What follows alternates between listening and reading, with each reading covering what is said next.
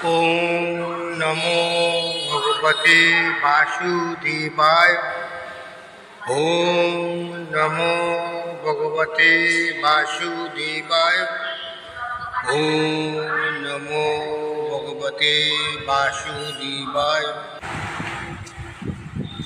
ज्ञानम ते अहम सर्वविज्ञानमीदं बुक्खामि अशेषते जज ज्ञाता नेह भुव अन्नात् ज्ञातव्यम अवशिष्यते। পূর্ণ জ্ঞান বলতে কি বোঝায়? প্রথমে বুঝতে হবে প্রপঞ্চময় জগৎ কি।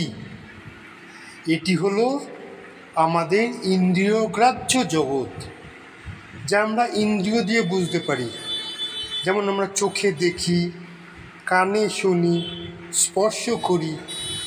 এটা পরিবর্তনশীল এবং ক্ষণস্থায়ী এবং প্রভাবিত হয় সময়, স্থান ও পরিস্থিতি দ্বারা। এটি মায়া দ্বারা প্রভাবিত হয়। এটি আপাত বাস্তবতা, যা কিন্তু মূল সত্য নয়। চেতন জগৎ কি? এটি অন্তর্জগৎ বা চেতনা, বোধ, আত্মদর্শন, আত্মস্বরূপের সাথে সম্পর্কিত।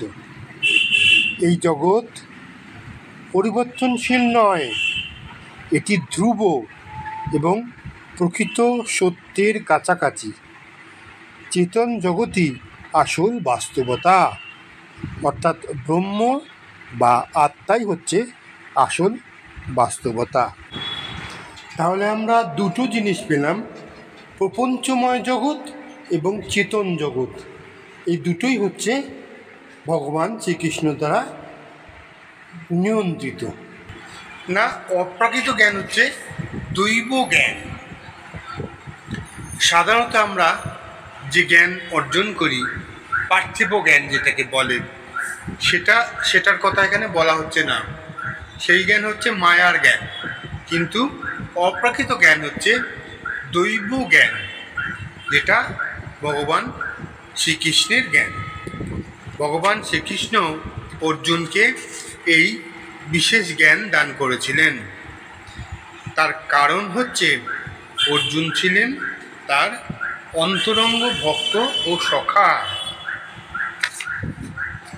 এবং সব কিছুর পেছনেই হচ্ছে ভগবান শ্রীকৃষ্ণ। চতুর্থ অধ্যায়ের প্রথমে ভগবান সেই কথা ব্যাখ্যা করেছেন, এবং এখানেও তিনি প্রতিপন্ন করছেন যে ভগবানের ভক্তই কেবল গুরু পরম্পরা ধারায় সাক্ষাৎ ভগবানের কাছ থেকে এই পরম তত্ত্বজ্ঞান লাভ করতে পারেন। তাই যথার্থ বুদ্ধিমত্তা সহকারে সমস্ত জ্ঞানের উৎসকে জানবার প্রয়াসী হতে হয়, যিনি হচ্ছেন সমস্ত কারণের কারণ এবং সমস্ত যোগ সাধনায় ধ্যানের একমাত্র বিষয়বস্তু। তিনি হচ্ছেন স্বয়ং শ্রীকৃষ্ণ। জ্ঞানের একমাত্র বিষয়বস্তু হচ্ছেন স্বয়ং শ্রীকৃষ্ণ। যখন সমস্ত কারণের কারণকে জানা যায়, তখন যা কিছু জ্ঞাতব্য তা সবই জানা হয়ে যায় এবং আর কোনো কিছুই অজানা থাকে না।